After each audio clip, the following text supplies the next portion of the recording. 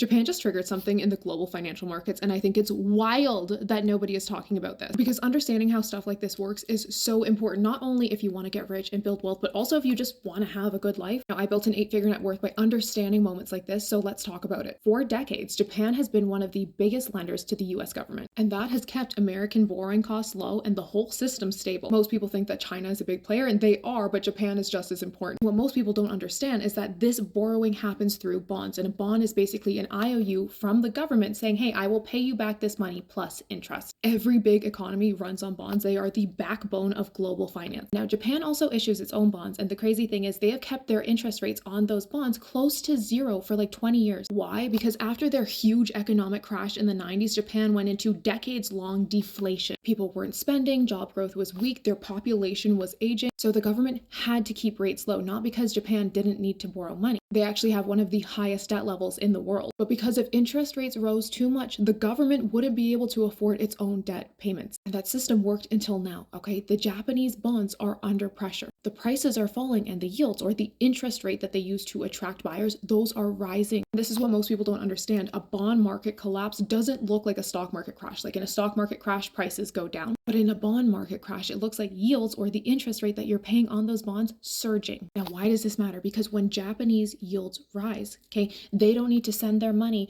overseas anymore to buy US bonds that were paying more. Like if you can earn a decent return at home, why would you keep sending your money overseas? And when the US loses one of its biggest lenders of money, borrowing in the US gets more expensive, not just for the government, for everyone. So like government debt gets more expensive, corporate debt gets more expensive, but also for you. Mortgages, business loans, car loans, all more expensive. And higher borrowing cost means lower profit margins for companies, which puts pressure on the stock market. And this is how rising yields in Japan can ripple through all of the other markets. And I think this could be the end of an era, right? The end of the cheap money era. For the last 15 years, we lived in a world where interest rates were near zero. Mortgages were cheap, debt was cheap, governments could borrow endlessly, and investors assumed that bonds were safe. And if the system is resetting, then your portfolio, your retirement, the money that you are investing, that needs to reflect it. And this is why wealthy people don't just rely on one asset class. They're not going to go all in on long-term bonds. I actually see this as a problem all the time with my students in their 20s and their 30s where they are overexposed to bonds because they went to their advisor and said, I just don't want to lose any money, not understanding how it actually works. The rich, like me, I diversify across different income streams, stocks, dividends, real estate, REITs, MIC, because I don't want my entire future tied to one single market that could potentially crash. If all this stuff with Japan felt eerily familiar, you're not wrong, but that's a video for another day. If you want to learn how to build wealth in moments like this, go and check out my link in bio.